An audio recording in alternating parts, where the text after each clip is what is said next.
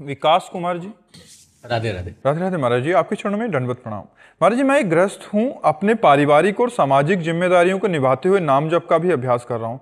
महाराज जी, एक गृहस्थ को अपने जीवन में कब उसे अपने समस्त पारिवारिक एवं सामाजिक जिम्मेदारियों से, मतलब इनका कहने का भाव है कि कब ऐसा हो जाना चाहिए कि अब सब समर्पित करके मैं भगवत मार्ग। हाँ, जब पुत्र शयाने हो जाए, उनका ब्याह हो जाए, तब तक घर में रुकना चाहिए। और जब ब्याह हो गया और सयाने हो गए, अपने अपने कार्य में लग गए, फिर अपने को हटा लेना चाहिए धीरे धीरे और भगवान की तरफ बढ़ना चाहिए। धामों की यात्रा करनी चाहिए। महीना 2 महीना धाम में रुक गए, फिर 10-5 दिन घर में रुक गए, फिर धाम में रुक गए। मतलब मोह धीरे धीरे नष्ट करना चाहिए। और चौथी अवस्था जो वृद्धावस्था कही जाती है, ये परिवार से अलग होकर व्यतीत करनी चाहिए।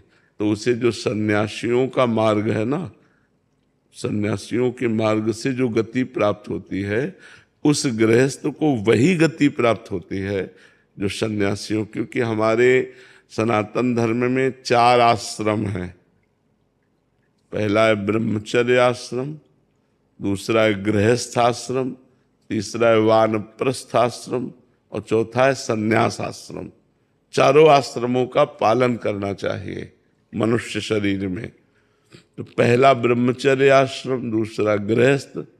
अब गृहस्थ में जैसे आपकी संतानें पढ़ लिख गई, उनका ब्याह हो गया, वो व्यापार नौकरी आदि में रत हो गए, अब अपने को हटा लेना चाहिए और फिर बिल्कुल निर्मोही होकर भगवान को समर्पित करके फिर वनवास करना चाहिए। तो अब वो ऐसा समय नहीं रह गया कि हम जंगलों का कंदमूल फल खाएं, ऐसा समय नहीं रह गया। समय के अनुसार साधना होती है। जैसे आप पानी नहीं पी सकते कहीं का, पहले नदियों का पवित्र पानी गंगा यमुना का पी सकते, अब आप पी नहीं सकते, इन्फेक्शन हो जाएगा, मर जाओगे। क्योंकि बड़े बड़े सीवर लाइन गिर रही हैं, तो नदियों का पानी तो पीने लायक नहीं रह गया कि भरपेट पानी पी लो। अच्छा, कुआं रह नहीं गए, हैंडपैप चले वो भी खत्म। या तो घर में अपने फिल्टर लगवाओ और या 20 रुपया 25 रुपया की एक बोतल मिलती है।